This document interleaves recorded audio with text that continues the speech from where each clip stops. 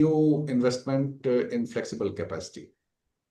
Since India's electricity sector is at a turning point when the share of renewable capacity has at least reached almost 50%, and more EVs and other smart appliances are being added to the grid in large number. This means that demand will become more unpredictable and we'll need more flexible and reliable power sources to back up renewables. However, our current market does not give the right signal for building new capacity because the generators are getting paid only when they dispatch and not for being available when the grid needs them. This makes it difficult to invest in fast ramping plants, batteries, or other firm capacity. One way to address this is through capacity market, a separate mechanism where generators are uh, paid to keep their capacity ready, not just for energy they produce, but as and when the grid needs or demands. A well-designed capacity market can help attract investment in the right kind of resources, be it thermal, hydro, battery storage, or even demand response, based on how well they support the system reliability. That said, we must also be realistic. Merchant power plants, which operated without long-term PPAs and relied on market, had faced significant challenges. Even plants with PPAs faced financial stress. Around 34 thermal plants were declared distressed, while some of them have been recovered and resettled. Others are still struggling. Given that the power generation is highly capital intensive, financial institutions which provide loan and resources to the power plants, they prefer revenue certainty, which only a long-term PPA can provide. Therefore, even as we move towards more market-based model, I think long-term PPA's role cannot be undermined because it is also backed by a legal provision in the Act. Section 62 provides for wholesale level regulated tariff, and at the retail level also there is a regulated tariff.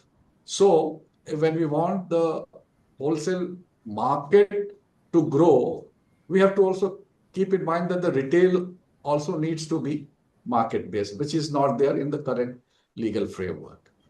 Therefore, designing a capacity market will need care. It must not become a subsidy or a tick box compliance tool. It should reward performance, ensure value for money, and it should be aligned with the demand forecast and real-time markets. In that sense, I think even we can consider standard merchant plants to bring in as a reserve capacity, provided they meet the norms. Equally important is demand response, where consumer reduces or shifts use in response to the price signal or the grid needs. However, this is currently absent in India because there is no regulatory framework for demand response as of yet. All flexible consumers are primarily located at the distribution level, while few of them may be connected at the transmission grid.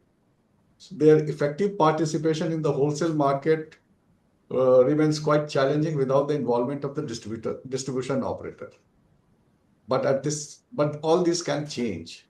Discom can be Discom can work as an aggregator, and smart tariff, time of use pricing, or even simple curtailment alerts can help activate demand response.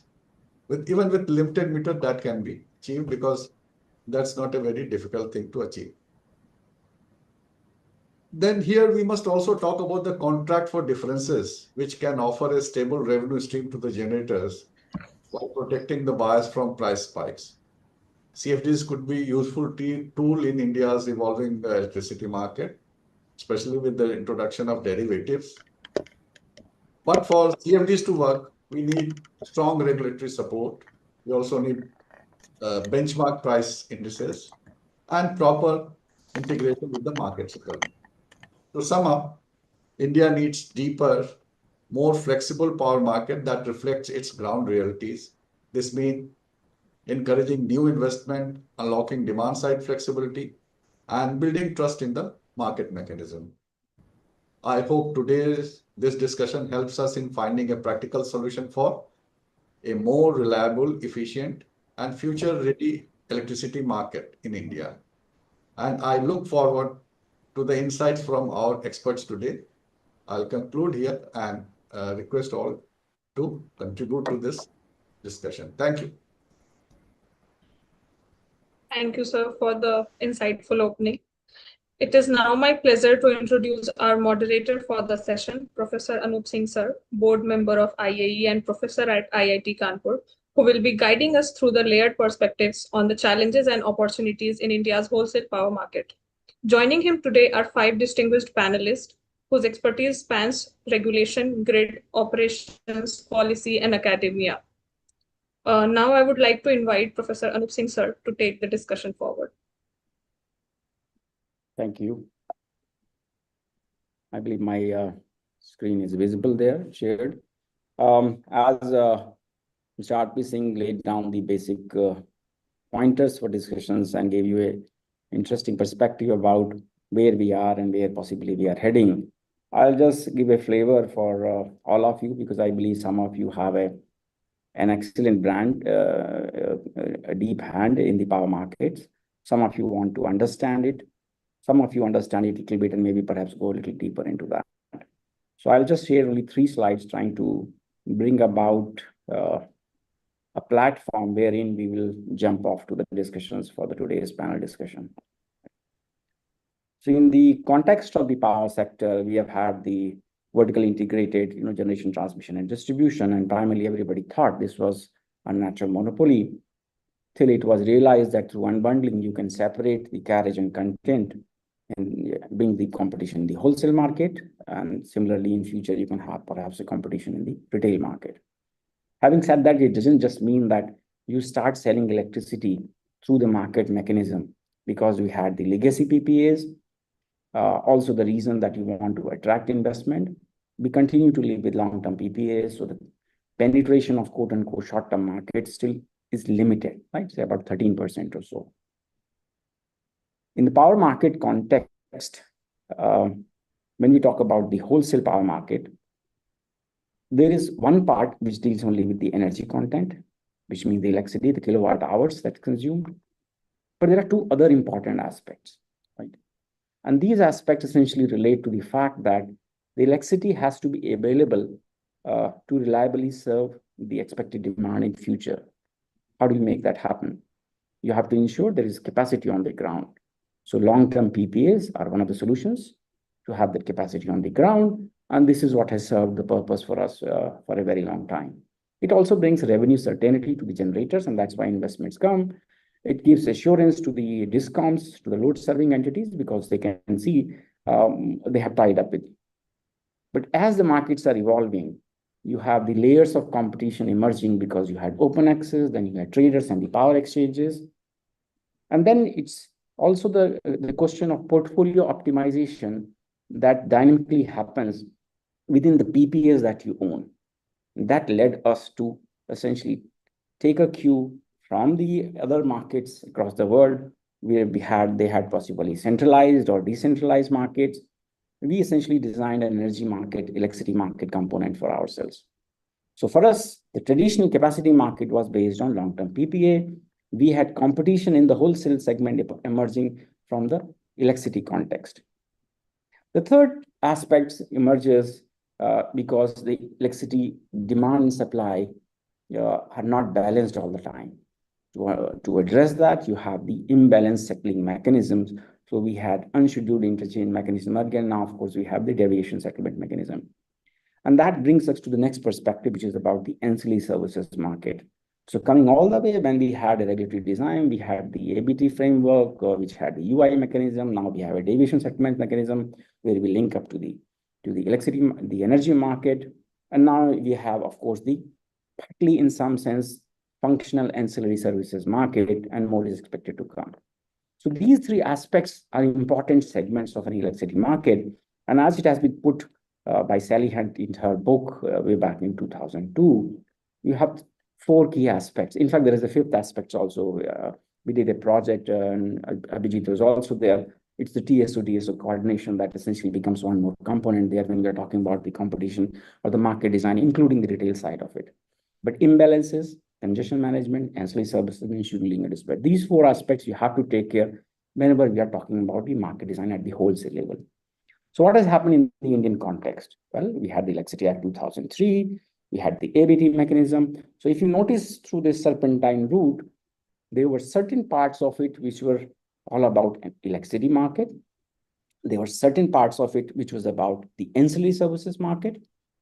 And this is very limited, which has been done as such for the capacity market. Of course, we have the long-term competition under Section 63 for procurement of the capacity, but that's tied up for the long term. But we don't have a short-term capacity market, and its relevance generally arises in the Western context where they had all the procurement happening from the electricity market.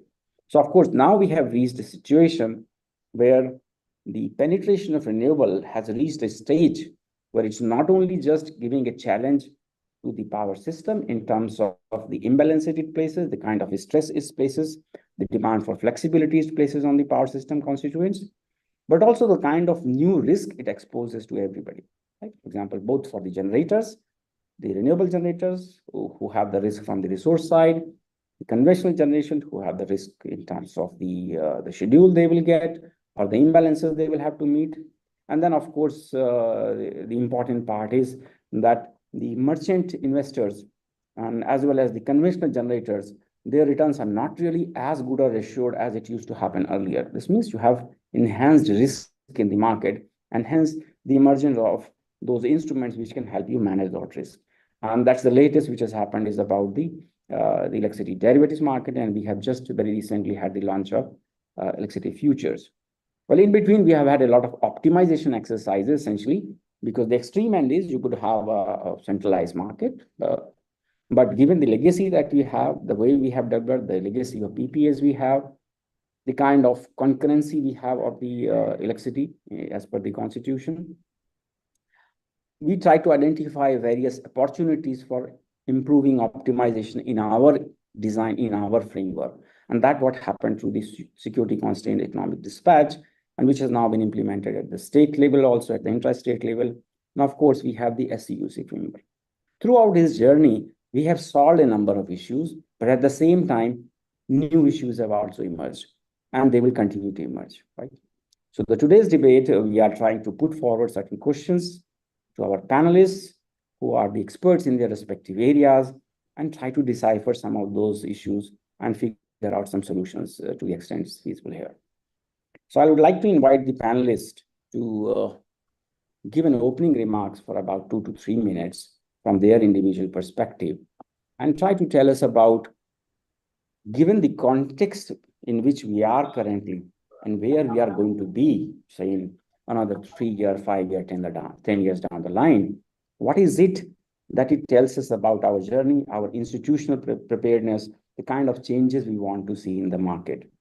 Because the system operator's job is quite crucial, right? From the context of the system operator has to balance demand and supply in real time. And it's always been pointed that the final end, after the gate closure, the final cleaning up of the balancing has to be done by the system. So I'll just begin with Mr. Saxena to give a perspective from a systems operator, given the increasing share of renewables, given the fact that each of the constituents are perhaps expecting more and more uncertainty as it emerges in future. Mr. Saxena?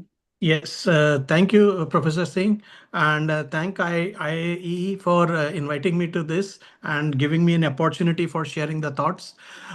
In fact, increasing renewable is becoming more and more challenging, and as rightly showed in the beginning, there are 3 segments: capacity, energy, and ancillary, and each are equally important. I would go on and add a 4th segment, in fact, the financial part of it, the financial markets as well. So capacity addition is being done in a big way, both on the conventional side as well as the renewable side, but little flexibility is there. So there are 2 aspects that emerge. First and the foremost is from a capacity side perspective, resource adequacy is extremely important. It has to be done on a daily, weekly, year ahead and multi-year ahead basis so that you are able to get the right capacity first. Second, right kind of flexible capacity is the second requirement. So that needs to be done, one part. Second part is that it should also have flexibility of contracting. I mean, the present contract structure is largely towards the long term. I am not suggesting that long term is bad. It is required to bring in investment side as well. But then let us look at the kind of duration of the contract from which we can have this type of long-term contract and yet obtain some flexibility so that more capacity comes into the market as well. Having said this, on the market side, of course, there are limitations in the terms of the size that is there at present. We would like a more robust, deeper markets. And the ancillary side that we have there for requires balance, that is required for the balancing system. Unfortunately, the market has not taken off in the right way as we would have liked it to take off, partly because of the recent high demand growth that we have seen and capacity crunch that we have seen, and probably other aspects also may need to be looked at. But with RE rising, prices coming down in the daytime, and thermal getting very, very low schedules, the amount of flexibility that is needed is absolutely going up, and it is becoming more and more challenging. One other aspect is there because of the current levels of the price cap. Not all generation is getting harnessed. For instance, the costlier generation is largely being run under ancillary by the system operator, with very few buyers directly requisitioning unless they are in a dire need for that generation. So ideally, whatever is the price cap should be able to ensure that all generation is getting dispatched, all available capacity is harnessed. So that, of course, aspect is extremely important. So I think I would stop here for the time being, and maybe we can come back again and discuss further. Yes, yes. Thank you, Mr. Krishna. All the constituents of a market or the sector as a whole have to work in a broader framework, the regulatory and policy framework. And so regulator's role is very, very important. In fact, each of the components of the markets, their evolution has in some way or the other have been supported through the regulatory instruments. Right? So we also have with us Dr. Chatterjee. We would like to hear his perspective as far as the evolution of the wholesale power market is there, and how far we have been able to meet the regulatory objectives.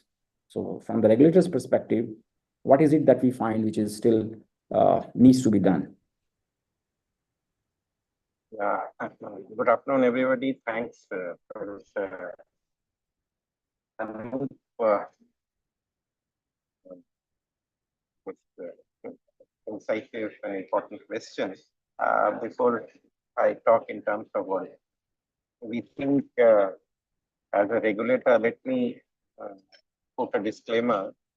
Whatever I say, the views be taken as my personal views and not of the PRC that I represent.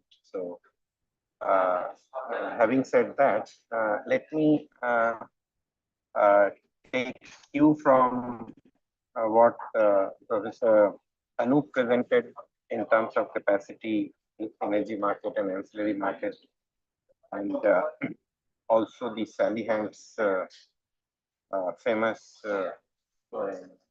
picture that you showed, which you have been using ages now, and also what the current president mentioned in his opening remarks. To start with, let me try and give my perspective on what we understand as the wholesale market. Whenever we talk about wholesale market, we generally refer to the power exchange market. Is it really this that we mean by wholesale market? Of course, in your presentation, you mentioned about capacity market, you mentioned about energy market and ancillary market. But what is the ultimate objective of a wholesale market? Of course, the simple answer is optimization.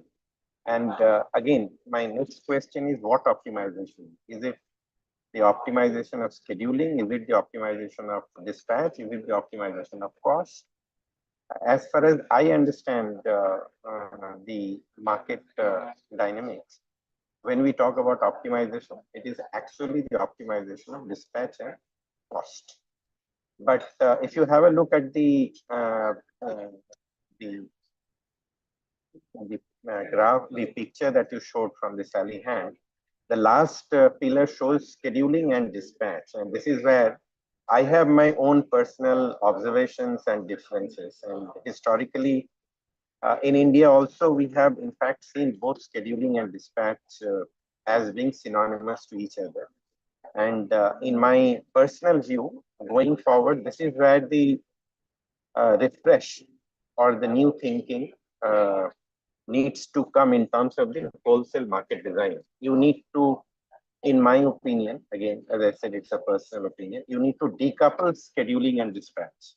Today, all long-term contracts that we have self-scheduling. That means we schedule and at the same time, we want the same generator that we have scheduled to get dispatched, irrespective of whether it is the most optimal in terms of the dispatch or not. And each DISCOM does that in its own silo. The point I am harping on is that this we need to break. You need to break this kind of a phenomenon.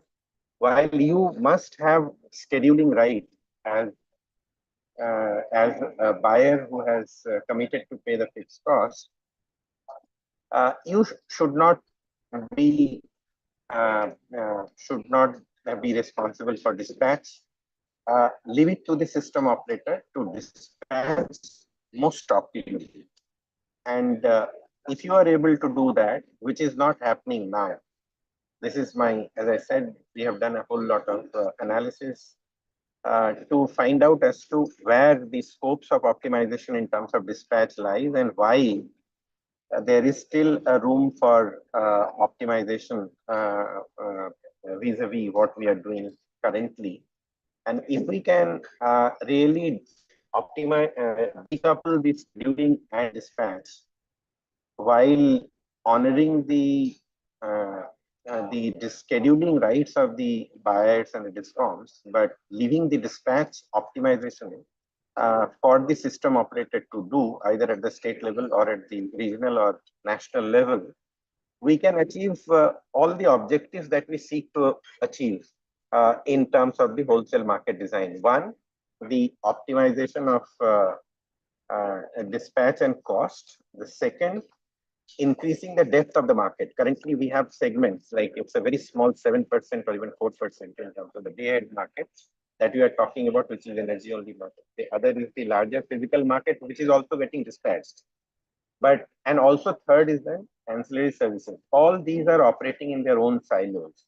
There is a need to marry all the three, and this is possible when you design a market which seeks to, decouple these two things. And in this process, you can also address the current challenges that we face in terms of the RE integration. Because during the daytime, during the solar time, you have thermal generators which are getting scheduled less than their technical minimum, but in the evening they have to be there, so they are over injecting during the daytime and polluting the system. So if you can have a mechanism which is, in my opinion, a combination of SCUC and SCED, and also bring in that element of decoupling of scheduling and dispatch, in my opinion, you'll be able to address these three problems that we are facing today and which are really the need of the hour in the wake of the large integration of RE. I'll stop here. As a follow-up, I can possibly expand more in terms of what I have in mind in terms of this kind of a market design which I have. Thanks. Thank you, Dr. Chatterjee. As Mr. Saxena also mentioned that one of the important aspects from the system operator's perspective is to bring about adequate capacity or to ensure it based on what is available as far as the contracts are concerned. But there's a great deal of planning required. right? You can't have capacity overnight. Well, you can say for renewable energy, you can have it probably in 1.5 year, maybe maximum 2 years. But for conventional capacity, this planning has to happen much longer horizon, at a longer horizon. So resource adequacy becomes very, very important. So Mr. Talagaonkar, I request you to bring that perspective, and of course, you have to tell us about from the planning side, which meets up the expectations as enshrined in the Act, but also as a quote unquote technical regulator, that how do you think that the adequacy of this capacity is being ensured, and of course their preparedness is there to meet the flexibility requirement with the growing renewables. So, thank you, Professor. Good afternoon to everyone. President of IAEE, Raj Singh ji, my fellow panelists, and other participants. I think I will just take a first brief couple of minutes, I think, to give my three broad level remarks, and then I will specifically come to the question that you asked. I mean, two or three broad things which I can cover in 2-3 minutes. Is that first is that I think we often perhaps think that spot market or power exchange is the only market in that sense. In fact, the long-term and medium-term and short-term bilateral contracts or PPAs that we have, they are essential part of the market. We cannot ignore them. I mean, as far as presently concerned, it is only 7% is what is there in the spot market of power exchanges. Rest is still coming through PPAs, and just to gauge our success or failure based on this 7%, whether we are able to increase it or not, may not be correct, in the sense that in the relatively shorter time, lot of development has already taken place. Various new products have been launched, and we are already preparing, as you're talking about capacity market, and so many things are happening. And if we look at from the perspective of what happened in other countries, we have done it in a relatively shorter period of time. So that itself is an achievement. But having said that, there's a lot to be done. So I believe that, and all these steps are being taken. So first is that, and secondly, second remark is that that market is not actually panacea for all the issues in power sector. And as Professor Anup Singh pointed out, that planning is important. Not only planning, equally important is roles of regulator and policy makers. So all these three will have to be alive to the dynamic changes that are taking place. And these changes are very dynamic in the present world, not only because of technological evolutions, but also innovations taking place in the financial world. So all three, policymakers, regulators, and planners, have to be agile and continuously make some changes. And these changes can be of various kinds. I mean, for example, if we come to, say, relatively inflexible long-term contract that we have talked about, first thing is that even 25-year term itself is an inflexibility in a sense, first of all. So we have to, and we are continuously working on removing these inflexibilities so that the optimization can be increased. Obviously, one goal is that everyone should come to market and all the buying and selling should take place. But we all know that it cannot take place in one go. So we have to take some baby steps toward that. So first step is, for example, the amendment in the rules, which allows that if the URS, there is unscheduled power, then generator has to mandatorily go and sell in the market. This will improve liquidity and allow some level of flexibility. So what I'm trying to say, flexibility can be increased gradually and optimization can be gradually to reach to a level where we want to reach it. So that's the second point. And then, as I said, that market is not the panacea, and because market has to be regulated, somebody has to have a look at it and make the rules and regulations. As in his book, Yuval Noah Harari writes that in an extreme form, belief in the free market is as naive as believing in the Santa Claus. So, I mean, having said that, what it means is that basically everyone has to work. Market will not work on its own. All the stakeholders have to contribute toward that, and planners, we have a role in the sense of resource adequacy, ensuring that there is enough capacity available in the system.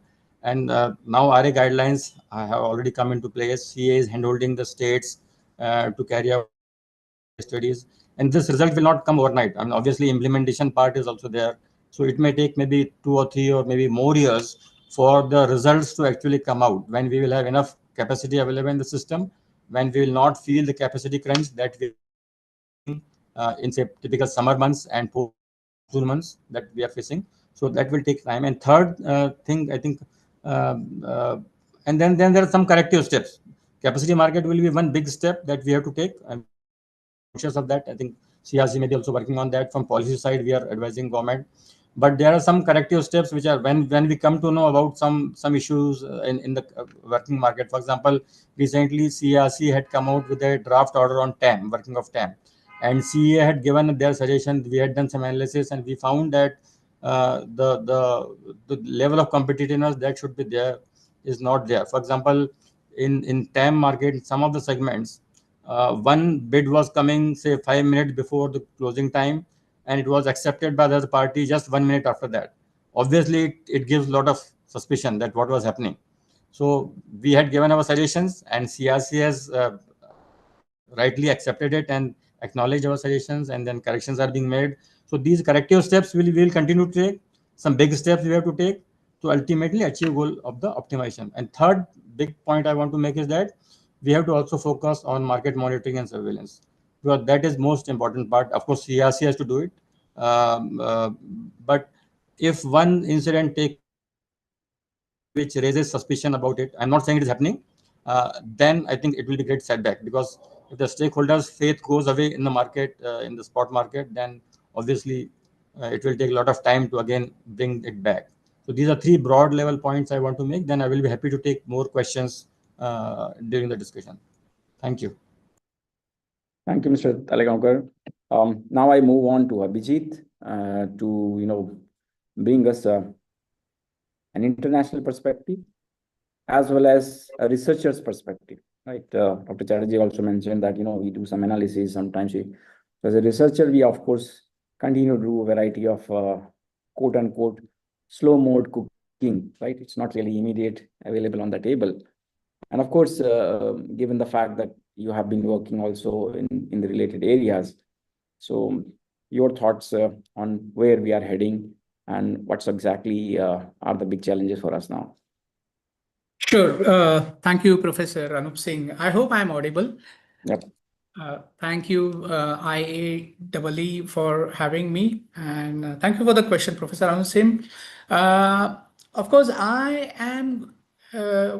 had certain thoughts in my mind about what to speak on, so long as wholesale market is concerned.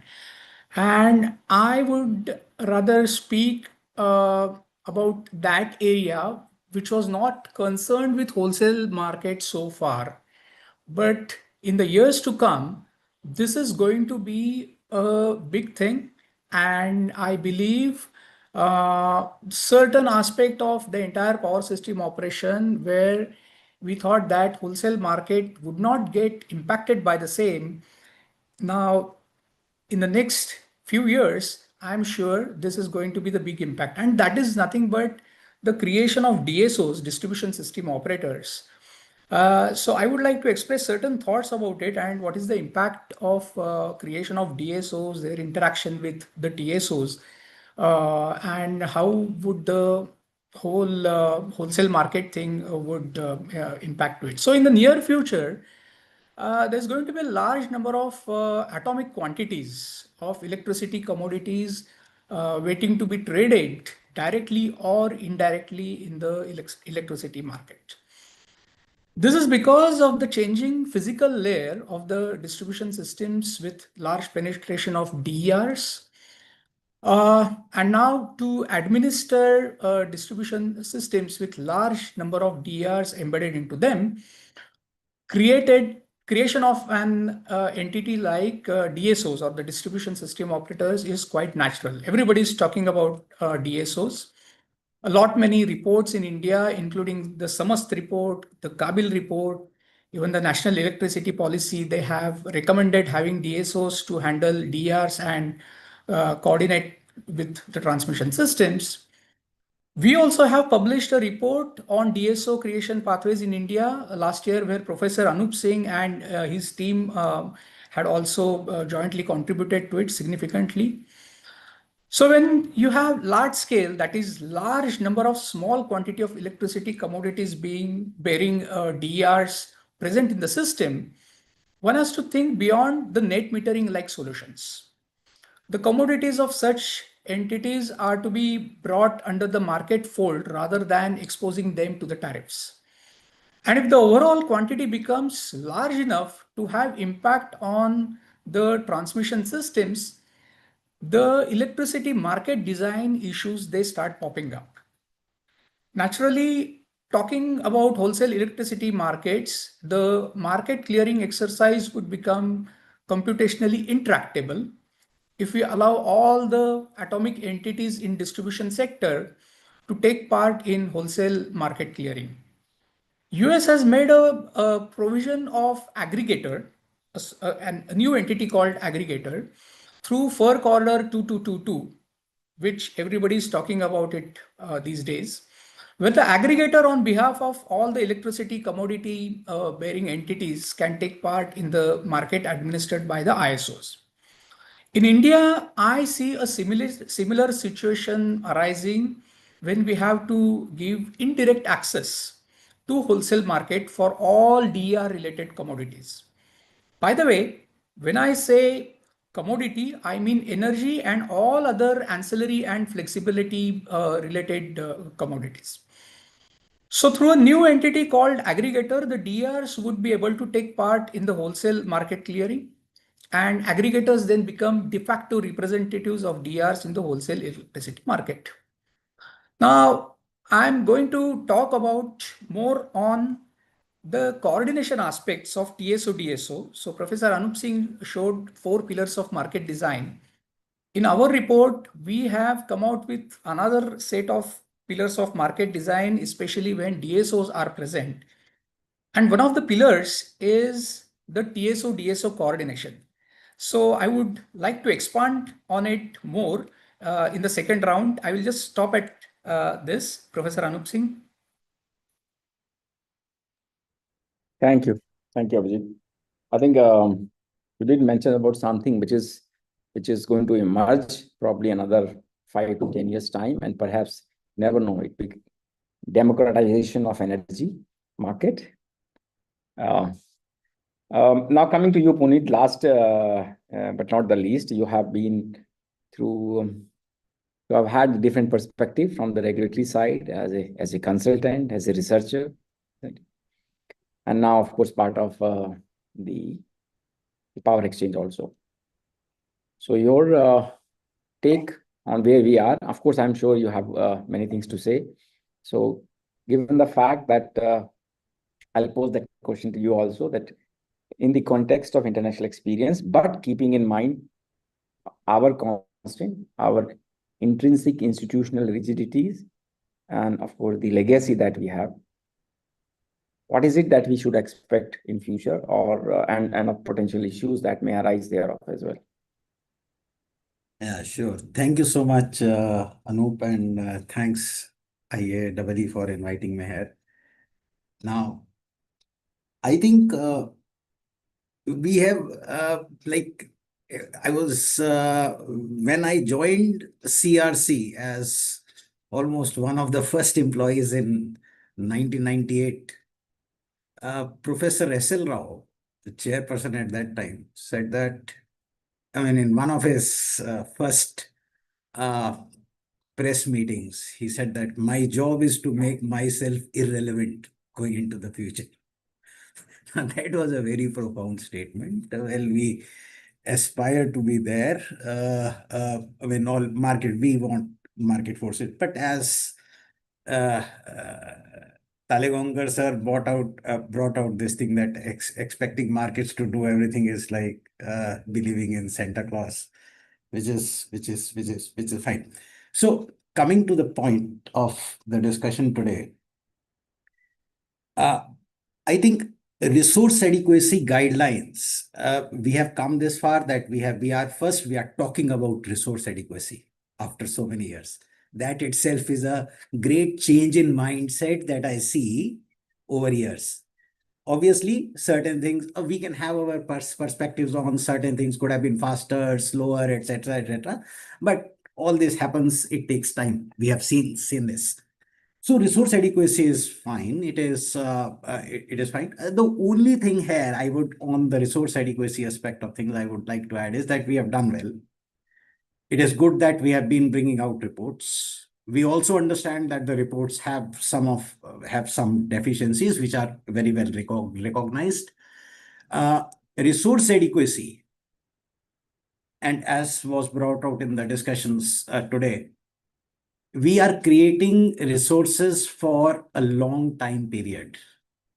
Now, when we say long time period, that means that when a system operator is operating closest to the real time, all the assets must be available to it so as to maintain an area control error within the limits prescribed. That means that so much flexibility has to be there, so many reserves have to be there, etc. So all those things have to be respected.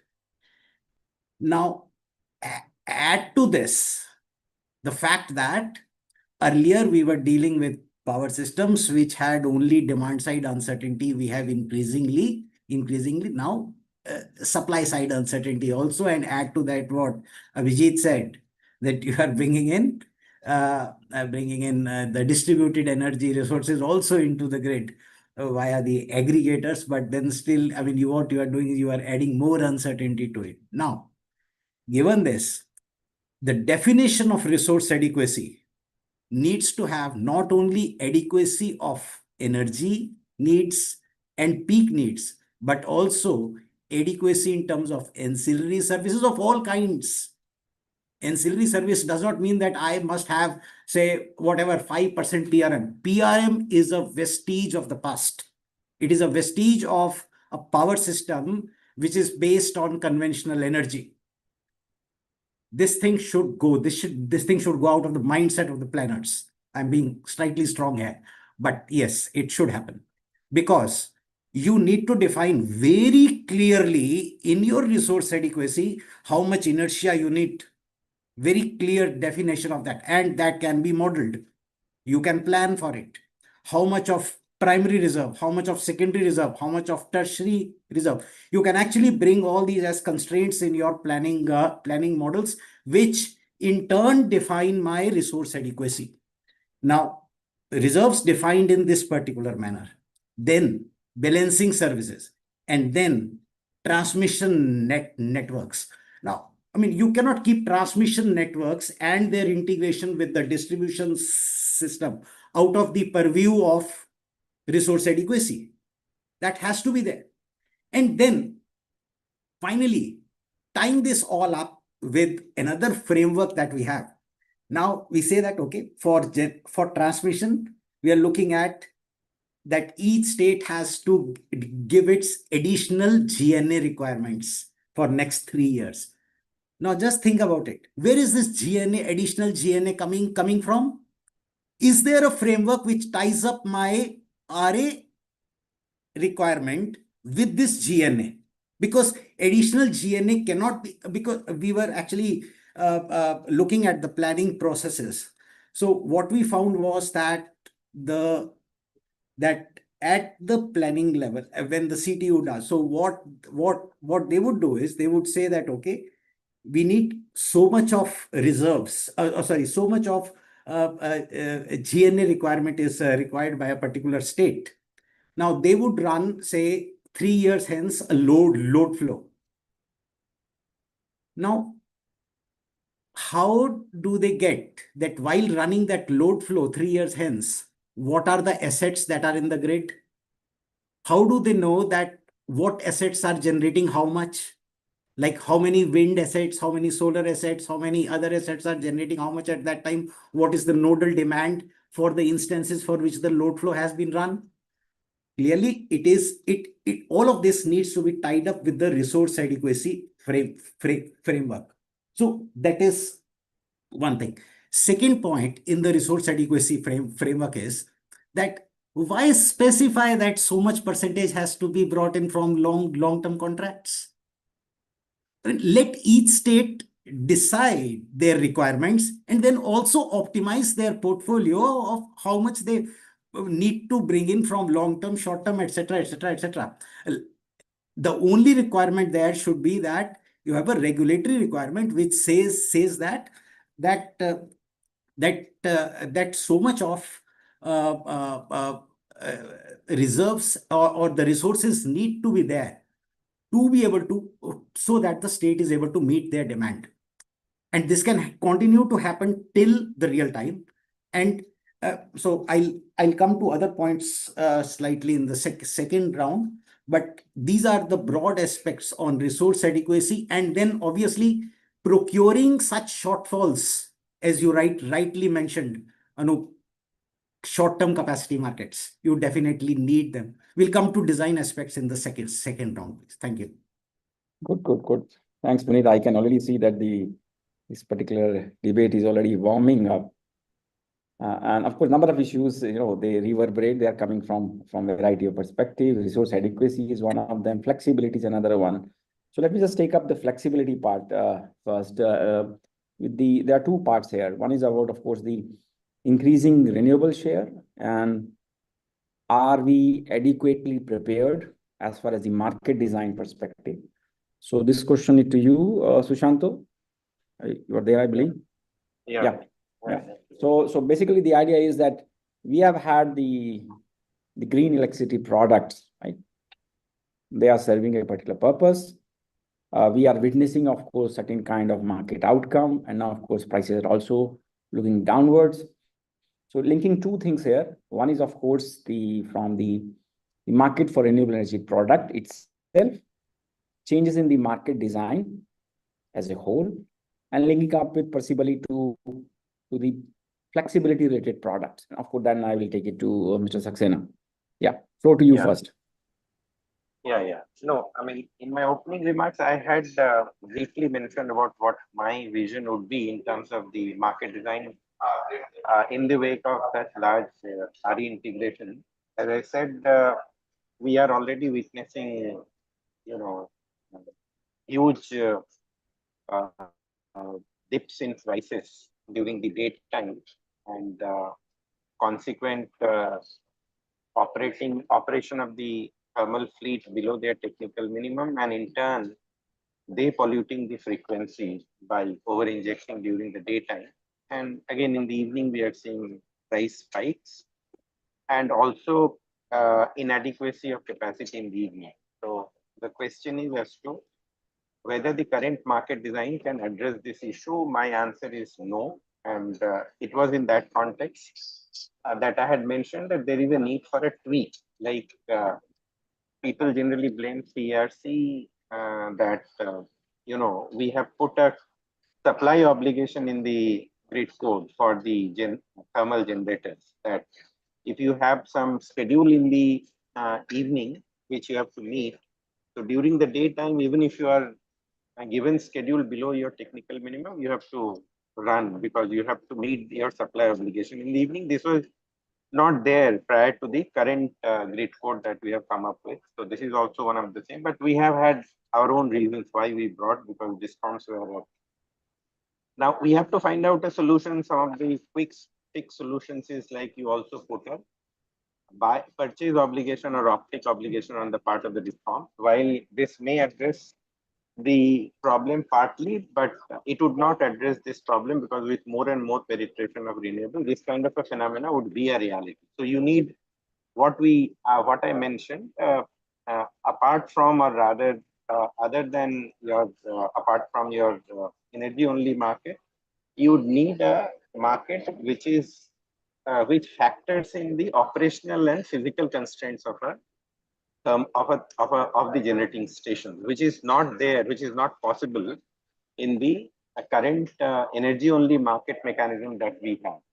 So that is where you need a tweak in the existing market design. And in my opinion, SCUC plus SCUD combination can help solve this problem to a great extent. It not only will help resolve to a great extent, it will also help to optimize our energy and ancillary services. These are two disparate and distinct products today, which is also creating a lot of problem, because as a generator, you don't know whether, even if you are getting dispatch or schedule in the energy, whether you would get dispatch in the ancillary and vice versa, which creates a lot of operational problem for the generator. So these are some of the issues which you are trying to address. But coming on to your second question in terms of the flexibility, I mean the market for flexibility, what we are doing. As I said, we need flexible resources for, now the question is whether you can have flexible resources only by way of a tweak in your market design.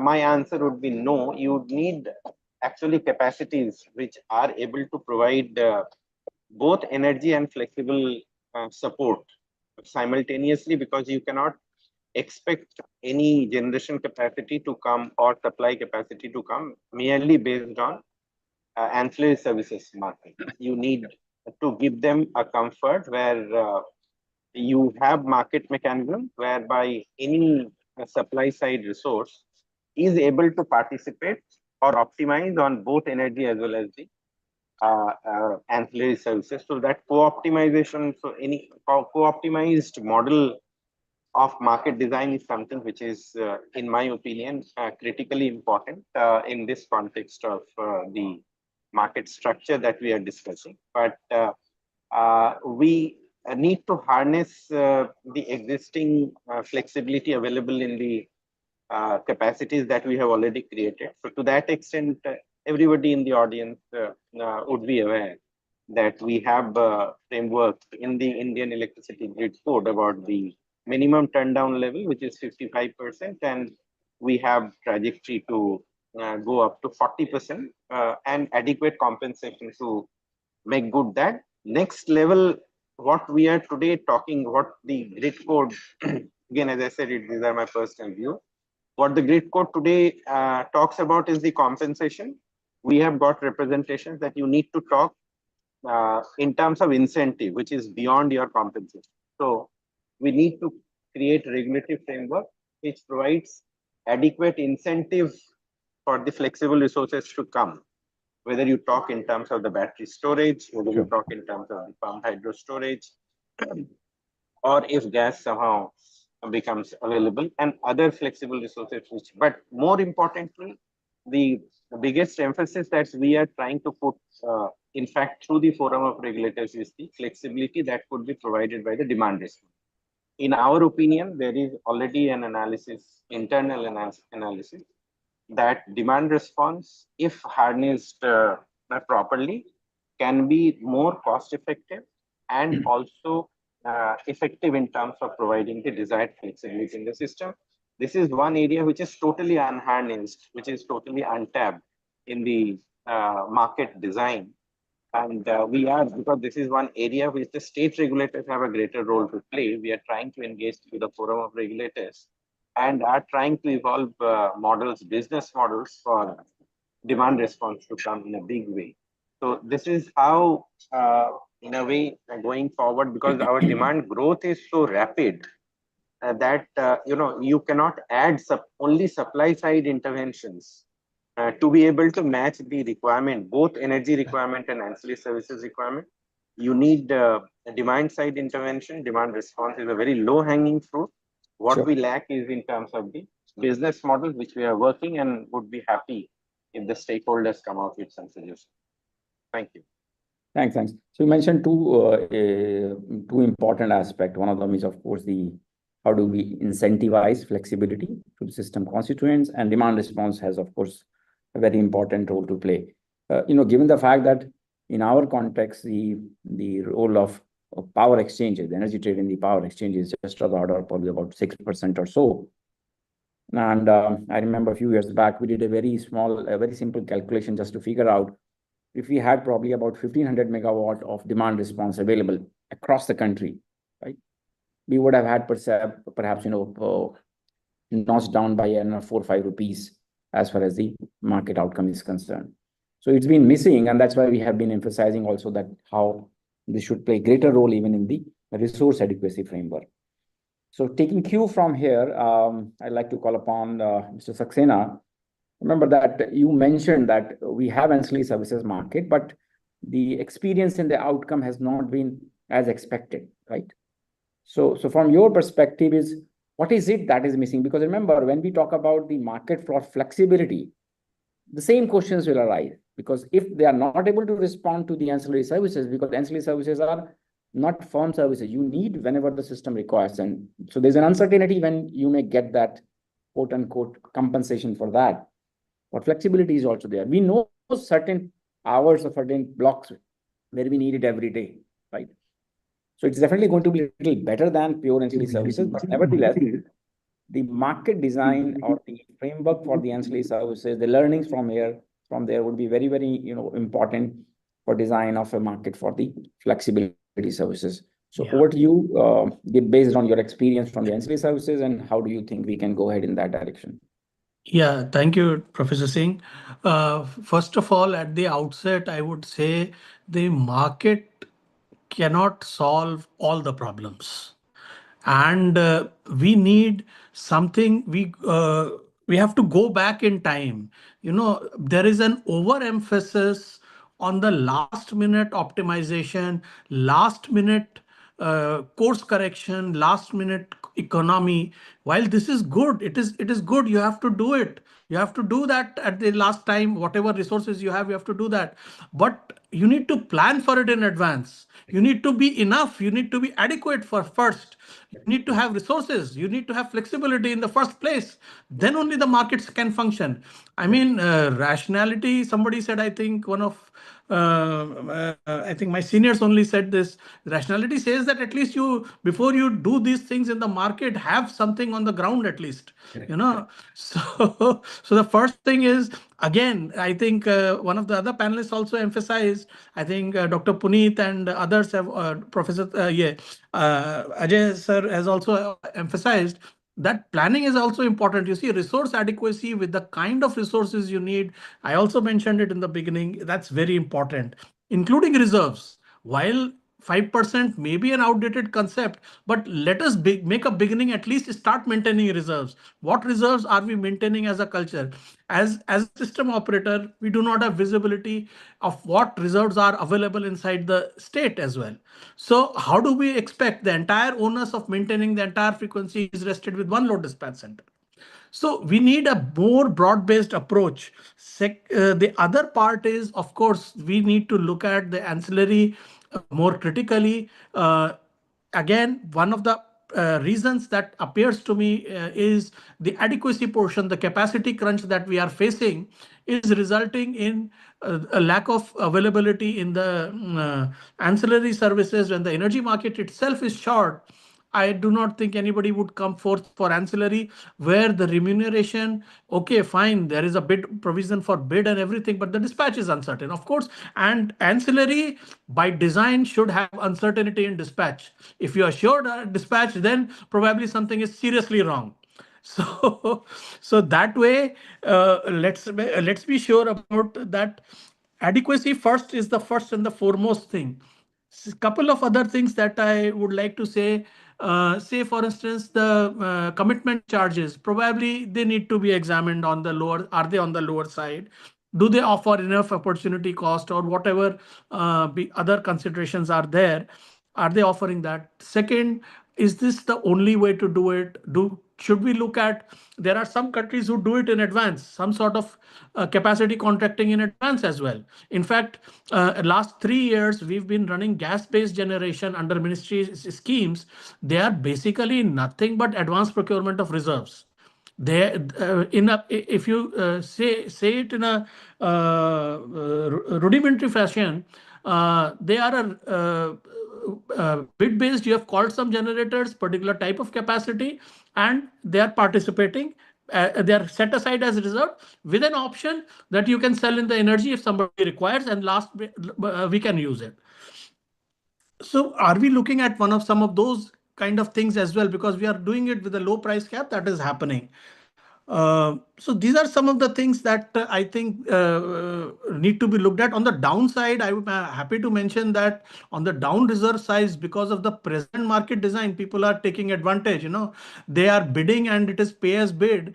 So they are bidding a low quantum of money and participating on the downside. So at least we are getting reserves. As operators, we are getting reserves. But is this the right way? I mean, you have a variable charge of 3 rupees and you bid 3 paisa in the downside for providing down reserves. You save all the coal and save everything and yet take the entire variable charge also. Is this the right way to do it? As an operator, I'm happy I'm getting reserves. But then is this, it's a regulatory call to be taken, So there are certain things that need to be relooked. Now that we have gained some experience, we have got a feel of it, we've got an understanding of it, we can do that. Coming to the flexibility side, but before, I'll speak on the flexibility side also. See, to me, it seems reluctance in terms of cultural aspect that to adopt flexibility, that is one that is preventing the generators from doing so. Second, coming to the incentives part, I believe enough incentive has been given. You see, flexibility in terms of ramp rate, CRC came out with regulations saying extra incentive on ROE would be available. No generator has claimed beyond 1%. What is the reason why they have not been able to do so? When money is lying on the table to be picked up, it's there on the floor. Why it has not been picked up? There must be some other thing that is obstructing that. So that is one part. So that also brings us to the part on enforcement and compliance. Say if there is a regulation which says that flexible operation has to be done, we need to ensure it. That part is also equally important. Coming to co-optimization, I think a lot is said. Initially I said overemphasis on the last minute, last second optimization. Before we correct the course correction, we do the final correction. So US has centralized markets and co-optimization is easy to implement. Europe, some places it is being done, but largely energy and ancillary is separate. And India, we have decentralized and energy and ancillary separate. So, I mean, we are a totally different category, neither US nor Europe exactly, but we are Indian in our way. So let us see what we can do better in our way instead of trying to emulate and trying to, go ahead. Let's first make an effort to improve whatever we have at our disposal, and let's see how we can move forward on these things. Regarding the ancillary, there is one more aspect that I wanted to mention. OCF option is available, order carry forward option is available in the day-ahead market, in the day-ahead ancillary market. We are clearing the ancillary market and we have implemented the OCF option, order carry forward option in the day-ahead market. RTM also, we have not yet implemented it, but RTM initially it was considered a time constraint, but we can examine it whether this OCF option can be extended to the real-time market also. If it gets extended to the real-time market, then possibly this would drive the ancillary capacity because thereafter the window of opportunity closes. So anything extra generators would be more willing to take. So that part, of course, needs to be looked at, and we are also examining it. I think I'll stop here and hand over back to Professor Anup Singh. Thank you. Thank you, Mr. Saxena. You in fact emphatically said a number of things, and one of the things, but I'd like to just rephrase that. Of course, US has the centralized market. We are decentralized, but in some sense, the SCDization, if I can call it, I'm all for the thin layer of optimization. That's what I'm saying. It's at the margin. It's becoming centralized. So when you reach to of course, the final hour, of course, and so we have a unique design in that context to really reap those benefits of optimization there. Let me take this now to Mr. Talegaonkar. Mr. Talegaonkar, you heard about there are two schools of thoughts which are emerging. There is a planning need, and there is also a role of markets, right?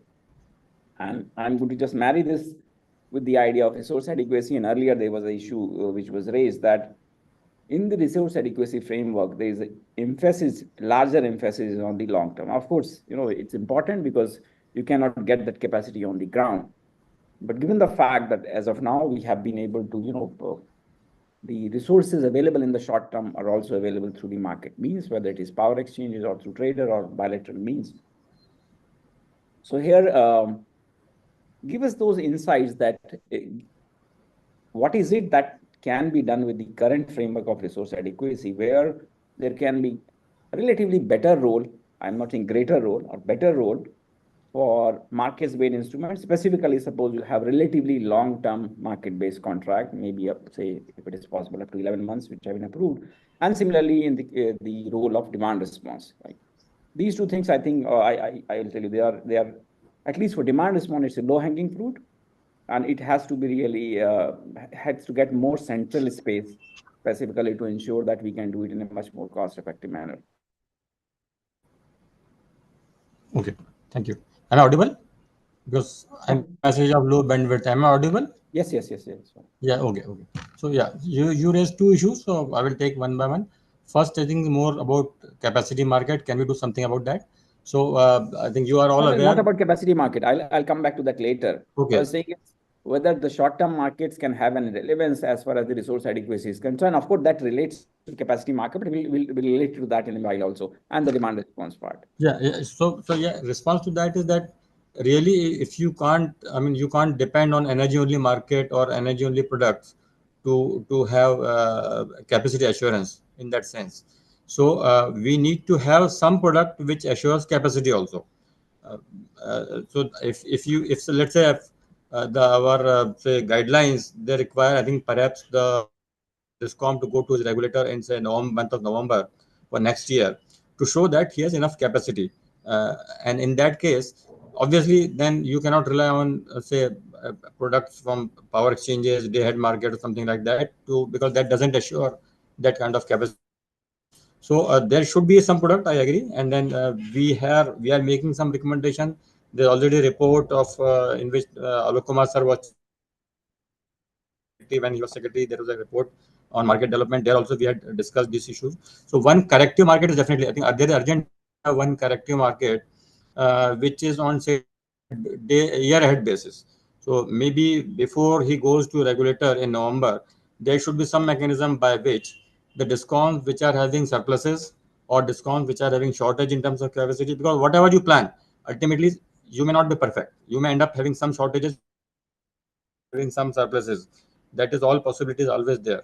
So some corrective market is definitely required in the first instance, where the capacities can be exchanged, or if there is some generator who has some surplus capacity in short term, he can also offer it.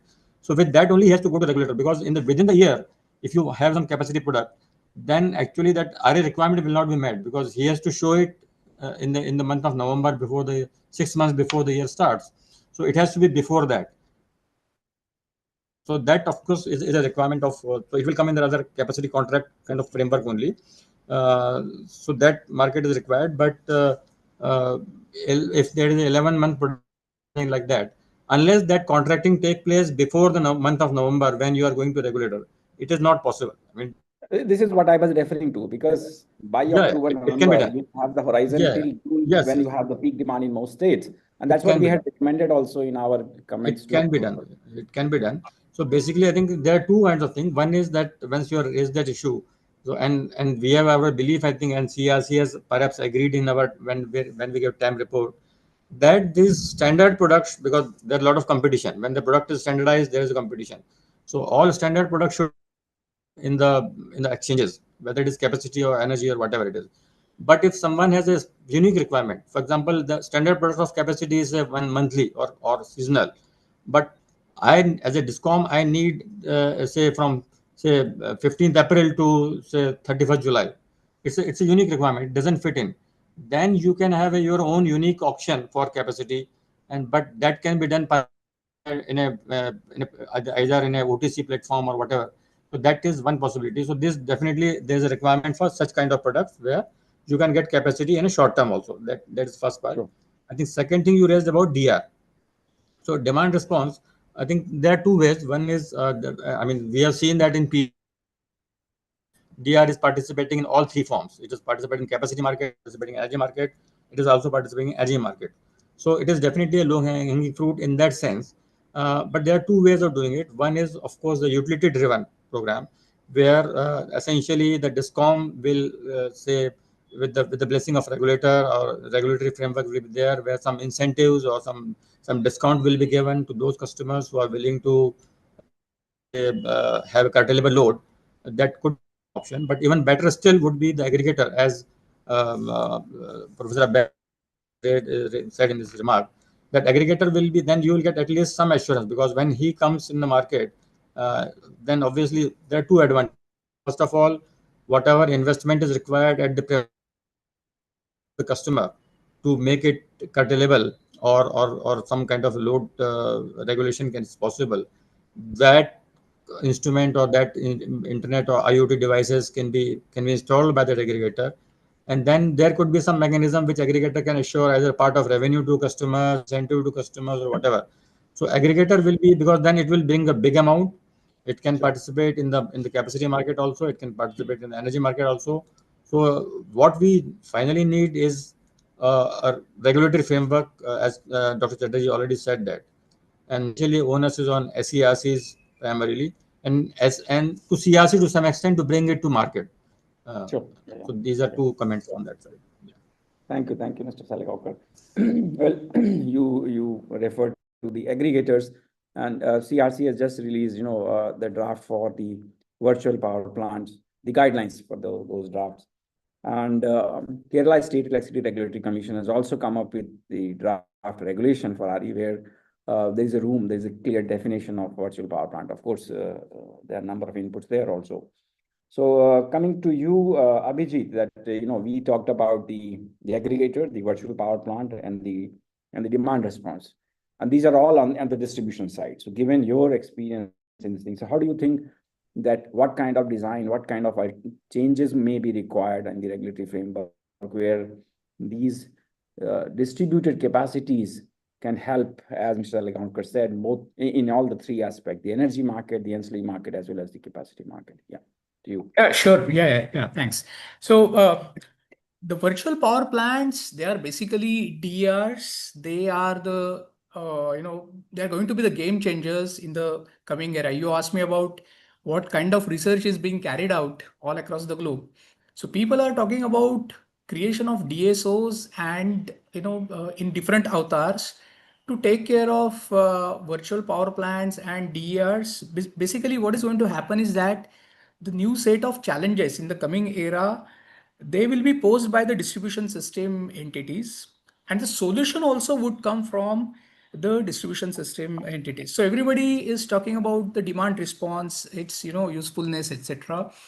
As I said, and Mr. Talegaonkar also mentioned, that aggregator is going to be a useful entity, which with the help of a new entity called DSO would actually invoke one of the pillars of market design, that is TSO DSO coordination, for extracting maximum juice out of the entities embedded within the distribution systems.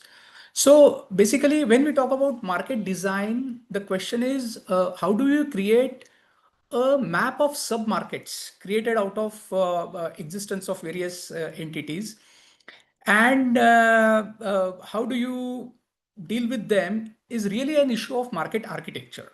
So the TSO DSO coordination framework that I'm talking about here is more of an exchange of data than the exchange of physical commodities between TSO and DSOs, be it demand response or be it any other flexibility related commodity, or even that, for that matter, energy as well. So what could be the exact or minimal data points so that price signals are transferred from the wholesale electricity market to DSOs or aggregators, and the quantity sold or bought through wholesale market is actually an open problem. There are various frameworks that are being suggested. India will have definitely its own way of doing the things. There'll be allied issues with this, like gate closure for different types of commodities being traded for different entities, settlement, accounting, and billing, and so on and so forth. So all said and done, this is going to be a really exciting field. One has to keep in mind that the distribution system is changing its nature. It is becoming active day by day, and we have to honor that. The regulatory reforms will be required in order to create DSOs and facilitate DER market participation. Creation of DSOs will largely fall under the fold of the state regulatory electricity regulatory commissions, while the wholesale market and DSO coordination would require CERC to play a role. However, a clarity is needed on regulatory jurisdiction on this. So to sum up, what I'm suggesting is that we have to understand that there is a new kid on the block, and this is going to grow bigger tomorrow. So we must acknowledge this and start thinking about how do we create an environment, technical as well as regulatory, to accommodate the challenges brought about by the introduction of DSOs and associated entities. Thank you. Thank you. Thank you. Well, in the interest of time, I'll just raise one more very important question and go across some of the panelists. This is about the capacity market. So Puneet, first over to you. What do we expect from this? Why do we need it? How to do it? But you have just 2 minutes to do that. Well, I mean, we need all kinds of capacities, as was mentioned by Mr. Saxena also. All kinds of capacities would need to be procured, all kind of flexible capacities. That essentially means, and that how do you do it? You do it through a capacity expansion planning framework. And how do you do it with that? Because you would know that when you characterize capacity markets, you have to say that this is my regulated demand curve. And in the regulated demand curve, you have to define what is cone, what is net cone, etc. So all those things need to be defined. Now, how do you define this without a proper detailed expansion planning model? Now, you have to use that to clear capacities in some sense. So this framework actually is used, this particular model is used to select, identify where what kind of capacity is required, and cone and net cone needs to be geographically differentiated, as is done in many other Western markets also. Now, in order to do this, you, as I mentioned, you require this capacity expansion planning model, which helps you clear the capacities out of the candidate capacities that bid for it, discover prices also through within this framework. And when I say this, normally there is a debate whether you should pay a uniform price or pay as bid in capacity markets. So you need to segment capacity markets in the sense that if I've identified need for, say, very flexible ramping capacities that are required. Now, very flexible ramping capacities cannot be procured at the net cone of gas-based plants. That cannot happen. So therefore, you need to differentiate. So I mean, for the lack of time, I won't get into the details of the capacity market. But yes, there are details about this which need to be considered, and all this obviously gets aligned automatically with the resource adequacy framework. Thanks, Puneet. Thanks for keeping track of the time. Sushanto Bhattacharya, you are there? Thank you. Yeah. Hello. Yeah. Yeah, so over to you quickly. I'm not going to repeat the question. Quick thoughts on capacity market. If you could hear me, yeah. I still feel I am a student on this subject even now, having studied this subject for quite some time. Why I say I am still a student? Because the kind of capacity market that we understand is prevalent elsewhere in the world has a very distinct feature which we do not have here in India. You know, there you either in a centralized kind of a capacity market, you procure the capacities, pay them only a part of the capacity and capacity charge.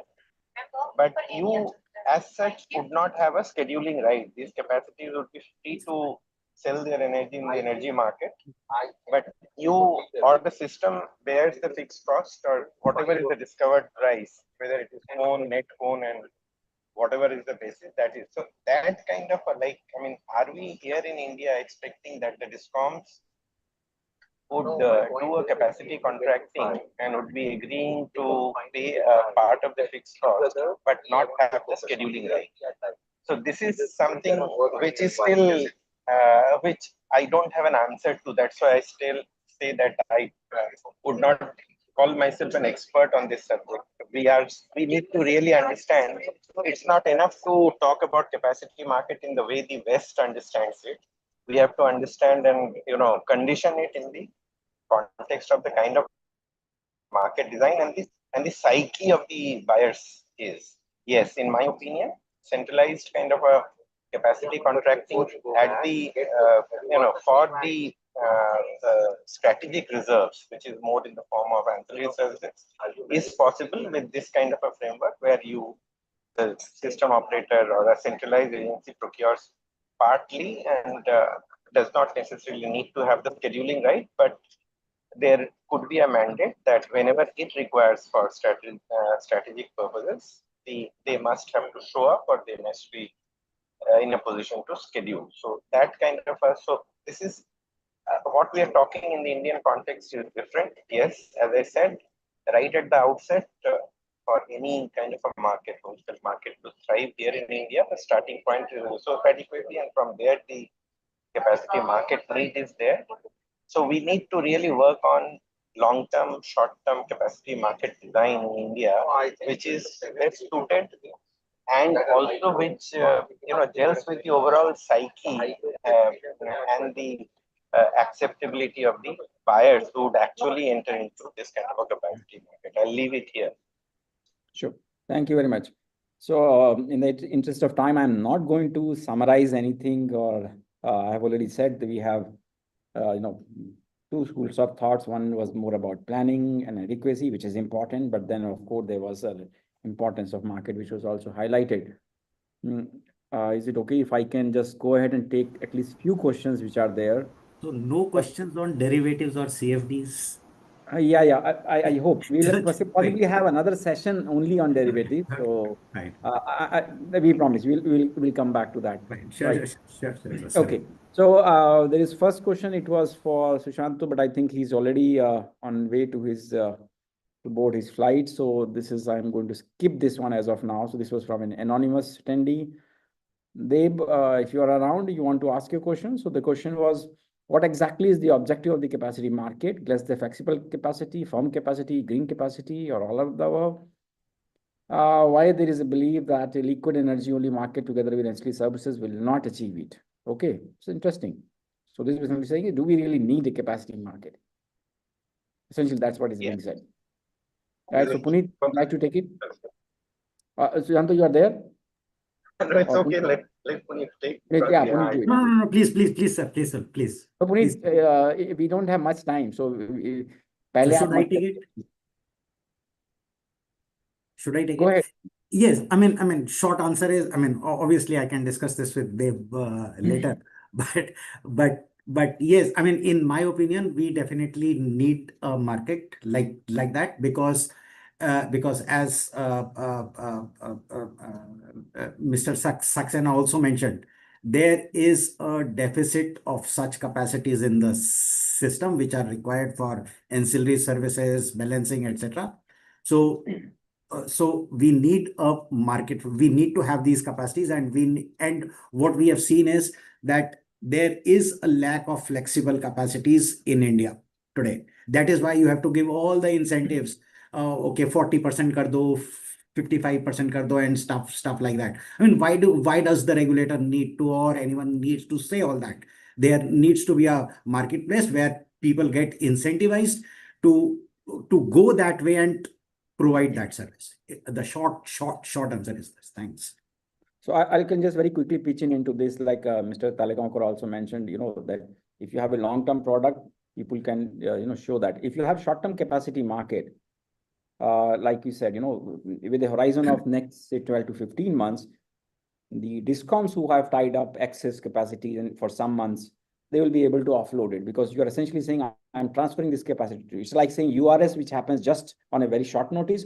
It is like URS, but more or less known limits of URS, and I want to hand it over to somebody else's custody for some time. That's what I think is the role of the short-term capacity market, and it remains important, I think. Yeah, that is one of the rules.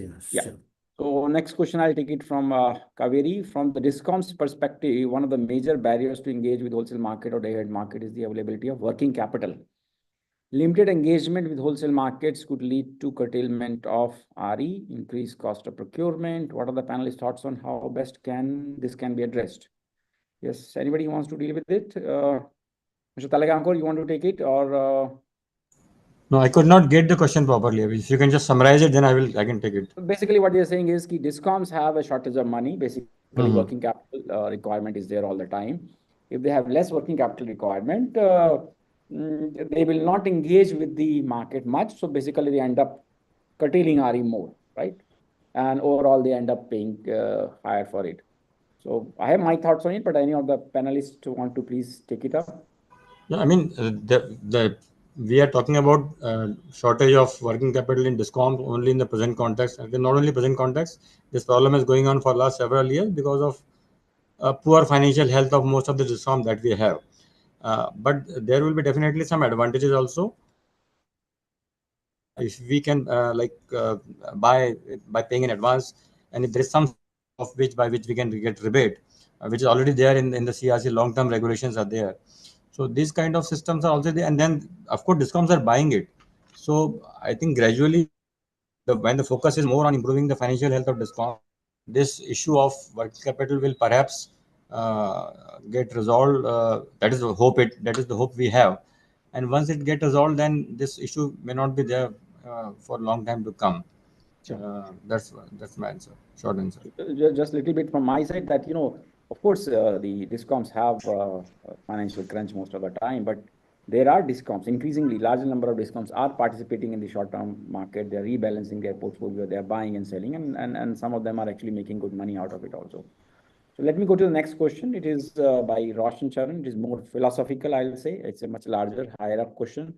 How can the PPA-dominated electricity market in India be transformed into a competitive, open, fully operational wholesale market while maintaining DISCOM's financial stability, grid dependability, and तो इसके लिए मोक्ष प्राप्त करना होगा भाई.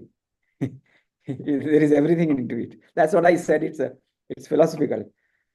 I don't want to really take this question now. I'm sure. Sorry, Roshan, but perhaps we can take it offline some later time. Because in the interest of time, we'll have to move. So Suniji have this question: factoring emission dispatch and decarbonization in power market. So what are the views? This is important because, we haven't really done that.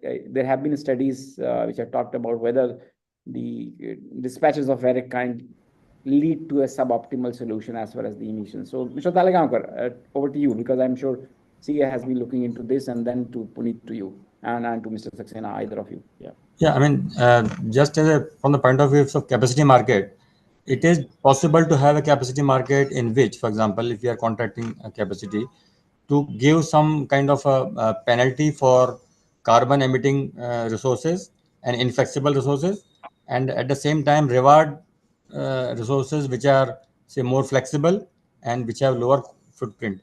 In the same kind of say centralized auction, we can have this kind of mechanism. Of course, there is a lot of thinking has to go into that, but that is the preliminary thought that we have, that while contracting the capacity, we can take into account these aspects. But I think Mr. Soni is referring to about optimization and all that. I mean, that more, I think, from the more about dispatch and all that. But that is a separate aspect. I'm talking right from the contracting itself, what we can do. Let me just take up the next question now from Pradyum. Some speakers refer to short-term capacity market. Can you clarify? I think we did talk about it. Pradyum, if it's not clear, please come back again. I had also clarified that part. There is a question about when we realistically expect market coupling to be implemented. Mr. Saxena.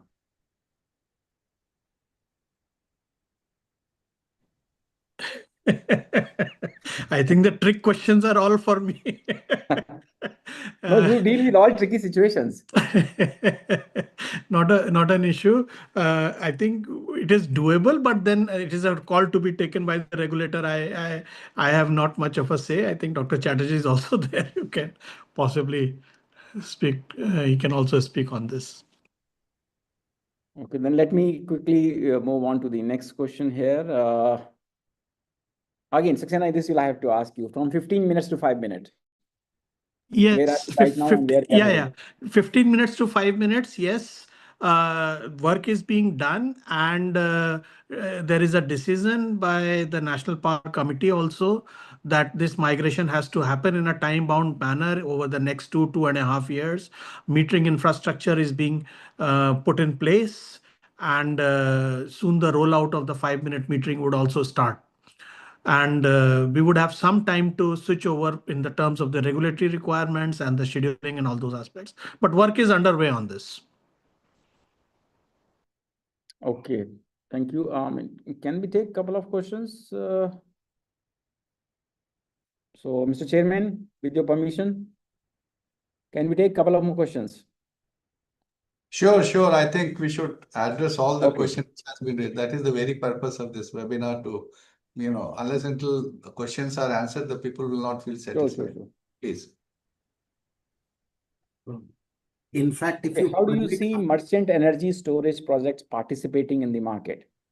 So this is important from, of course, from the system flexibility point of view and the RE curtailment question which came earlier. Saxena ji, you want to take, or Puneet, you want to take it? The role of merchant energy storage in participating markets, in the markets, right? Oh, yes, definitely. I mean, definitely, I mean, merchant storage can definitely and participate in the market, and they should do it. The only thing that they need to do is to take care of the fact that their short-term goals of revenue maximization should not impact the overall life of the asset and the quality of the asset. So there is, I would refer people, because of shortage of time, I mean, you could read Professor Stephen Boyd of the Stanford University. He has a very good paper and a modeling framework for optimizing battery operations over the lifetime while still operating in the market. Right. So, so I understand there are a lot of technical constraints on battery operation. So I think I would refer you to a paper by Professor Stephen Boyd on this, and it's very much possible to do it. So Netra, one of the critical points, of course, the energy the arbitrage between the across the time blocks. So energy arbitrage, as I say, I mean, when you are planning a battery, you need to be very clear what you are expecting out of it as an investor, because to me, battery has, I mean, when you do system modeling and all, you find that battery profile does or has 5 benefits, essentially. 5 benefits. Okay. So I was just going to say very quickly that this was a question actually I had. We couldn't discuss it today, that we have the floor and the cap. So specifically, if you have the floor which is fixed at 0, that economic opportunities for storage are also limited. So, but we'll take it. Professor Anup Singh, just one small point, can I? Sure, please go ahead. Yeah, so long as large scale battery storage is concerned, grid level battery storage, I'm not very sure about the value proposition so long as energy arbitrage is concerned. But definitely this is an extremely useful tool for the system operator for the grid stability, from the grid stability point of view.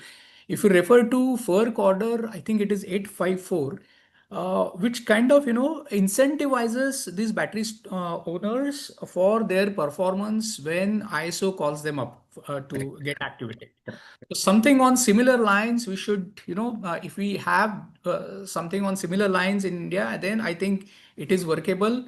Energy arbitrage, frankly, I am not very sure about it. Right. So, So just to add to what Abhijit said, and please, now you permit me those 5 things that I wanted to talk about. Okay. One is obviously, I mean, as you say, the 5 benefits: energy arbitrage, ancillary service, transmission system obviation. Then correct. you obviate running coal-fired capacities or gas-fired capacities at their technical minimum just to meet a morning load or evening load of 4 or 5 hours or 2 hours in many cases.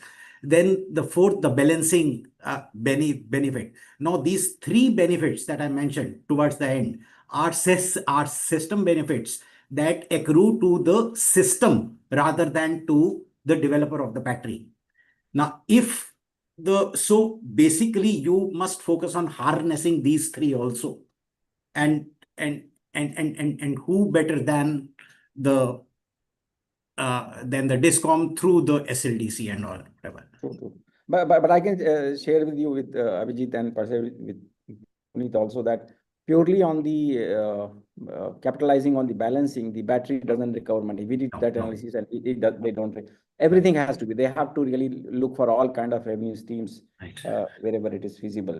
In fact, interestingly, the Ministry of Power has recently come up with the draft amendment to the rules where they have introduced that how transmission operators can also quote unquote own battery, and it essentially suggests it can operate battery also, but I have a different point of view there. But yes, that was in the context of Puneet, it was transmission constraint. So perhaps let me just take a couple of other questions.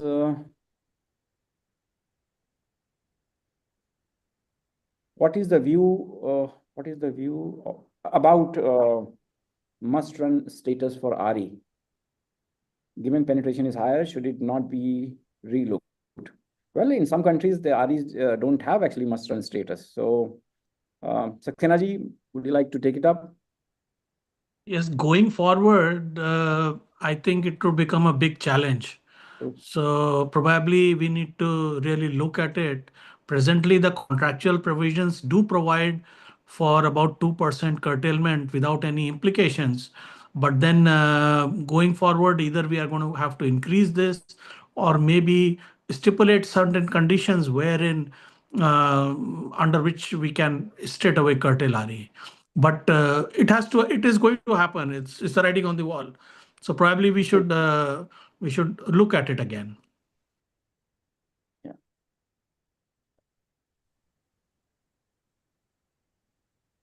Okay, there's another question in specific proposed amendment to PMR, conflicting roles of. Okay, this is another one which is the latest document, which has draft document which came from CRC regarding the greater role which has been given to OTC platform. That's what has been proposed. But I think Shanta is probably not here, so I would like to probably skip this question as of now, but it's an interesting proposal and development. And the next one is about carbon market is in the pipeline, how it will affect the Indian power market and its commodities. Okay, so anyone from the panel wants to take it, or should I identify? So how the carbon market influence the power market? That's the key question. Well, let me quickly say that. Remember, in power markets, you are dealing, especially in the short term, you are dealing with blocks. Well, the emissions are for the period as a whole. So it's not going to be immediately there, but of course, it depends on the future capacity creation. The more people see about expected cost of on account of the carbon credits, you may need to procure, perhaps then. But as of now, it's not visualized for the power sector. So don't worry as of now, Sudhir. So it will come up probably a bit later. Okay, anonymous attendee, while market is glamorous, isn't the basic segregation to supply what the lowest hanging fruit for the next stage of reforms to happen? If you are hinting about distribution sector, then of course we'll take this up later in another debate in future about retail competition. Energy storage can participate in capacity, flexibility. Okay, this is a comment on flexibilization, drawing from global incentives for. Okay, this I think we have addressed, Abhinav, about these, whether incentives are enough or not. some states have obligations to limit their procurement from short term. Okay. This was more in the short-term context where, the SERCs have a limit on the quantum and the limit on the price, the average procurement price or the maximum price at which you can procure power from the market. So this is currently 5%, or it has to be approved from the regulator. Sometimes it's ex post also, it is approved. So anybody wants to take this question? Puneet? 5% limit on short-term power procurement by the SERCs? Oh, obviously, this is very restrictive and anti-optimization.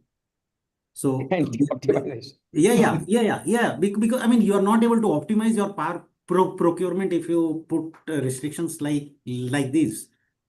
No, that's true. But Mr. Talagapur will have absolutely the other side. He'll say, well, you should have planned for it also, because you have to ensure resource adequacy.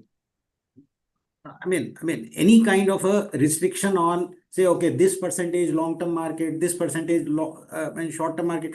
See, no one is a god here to say that this is going to be your load profile in the future.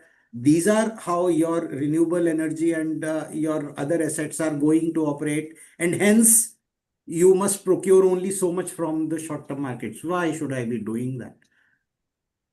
Sure. Let me decide. I also agree. Absolutely. From a pure optimization perspective, the larger the optimization space, the more you save. There is no doubt about it. Exactly. Yeah. True.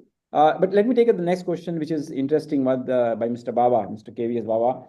In fact, I had actually that question if you had the panel discussion. We have had SCD, the SCD has gone to the states also, but still it's very slow to emerge. So the critical question is coming is that how the people behind operation and optimization, especially market, in the states be trained. So our states, of course, their participation is growing, but are they able to do it as effectively, specifically given the fact that the SLDCs as well as the DISCOMs are stressed in terms of manpower and the stability of that manpower. So how can that be addressed? Mr. Saxena, would you like to take it? I think it's a really difficult question. Training is one part. You can always impart the training. In fact, the other day we were also discussing that real implementation on the ground requires champions, people who are able to take ownership, understand the whole issue right from the IT side to the optimization side, or at least have a team of different people who understand the whole gamut to be able to implement this thing. So the teams can be trained, they are there. But then, of course, the blessings of the regulator, respective state regulatory commission, are extremely important, both in terms of financial freedom to be able to procure the resources and deploy them. And of course, the regulatory framework that is absolutely essential to be able to implement these things. So training is, of course, a very, very important part. And as Grid India, we are definitely doing the training of the states and we are engaging with them. We are supporting them to the maximum extent possible. And we are thankful to the Central Regulatory Commission also for allowing us and facilitating us our training programs also. And this is being done. But of course, ultimate implementation requires champions, who will take this through. Okay, sure. In the interest of time, Mr. Chairman, with your permission, I'll just limit now to 2 more questions. Yes. Otherwise, I can see the supply of question is intact. People keep on typing. So I'll have to stop. So some questions which have been addressed in one way or the other, I'm skipping that. There's an anonymous attendee which has another question. I don't know if it's the second anonymous attendee or a third one. Why do we need a separate GTAM market? Is it really killing the liquidity if you split? And it is also limiting the development of the deeper REC market. So, Talagapur or Puneet? Yeah, I can take it. Yeah. In fact, the recommendation to create a separate GDAM came from a committee which I was heading, group of officers in the Ministry of Power. So we had debated it long, and we all know that it will lead to fragmentation. I mean, that issue is well known. But the only issue we had in mind was whether we like it or not, there's a provision of RPO, and the most of the procurement of renewable energies and discoms who are procuring or any entities who are procuring are generally interested in renewable energy. One of the reasons is that to get RPO. So unless we have a separate segment, it will not be it will not be easy to identify. I mean, then there may be some pro rata or something that will be not the correct idea to do it. So we recommended it with the great thought that we should create it initially as a separate market, but obviously at some point of time they must merge. Once we remove this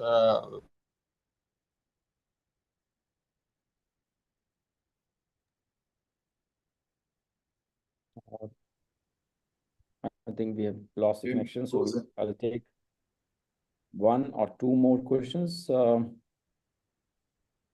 One of them is about why the TRS has been unsuccessful. The market for TRS has been unsuccessful.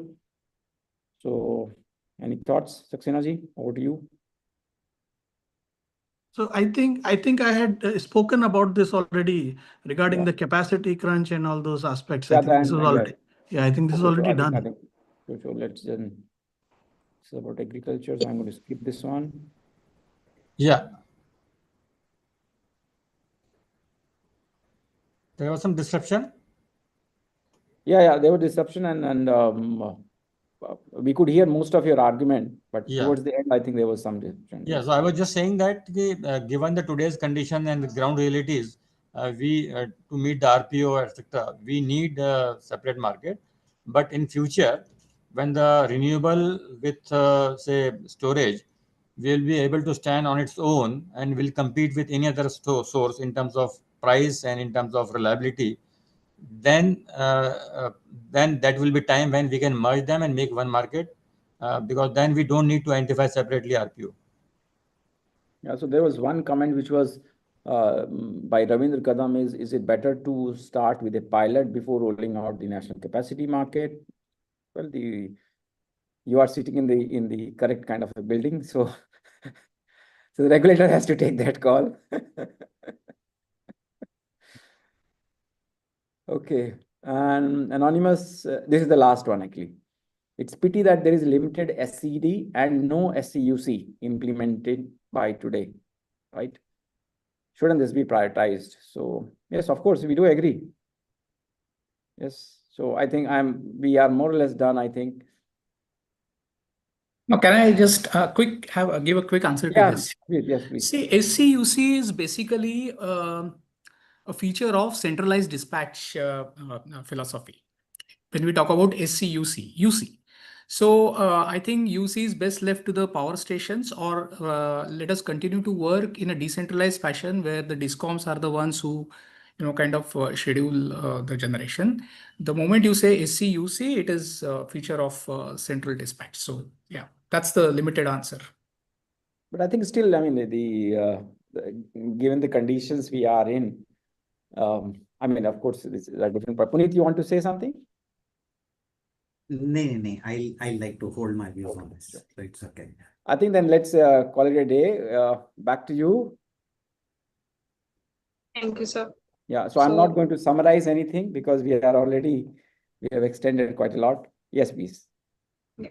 So I would like to thank you, first of all, Anup sir, and all the panelists for the much insightful discussion. And I see a lot of more questions still there coming in as the panelists are answering. So that shows the discussion was very fruitful for people and it ignited a conversation.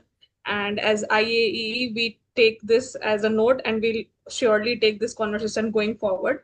And so now as a follow-up, we will definitely share the event highlights from this event and we'll try to capture the Q&As that have been left unanswered in that. You can access to the live recording on YouTube and we'll see you all around in the next webinar.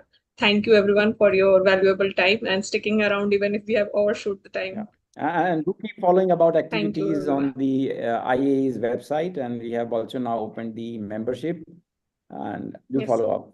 And CFDs and derivatives next time. We'll have Puneet, don't worry. हम लोग नहीं discuss करेंगे तो अलग से. And a special thanks to Professor Anup Singh for hosting this event. Extremely. Thank you, Mr. Thank you. Yeah.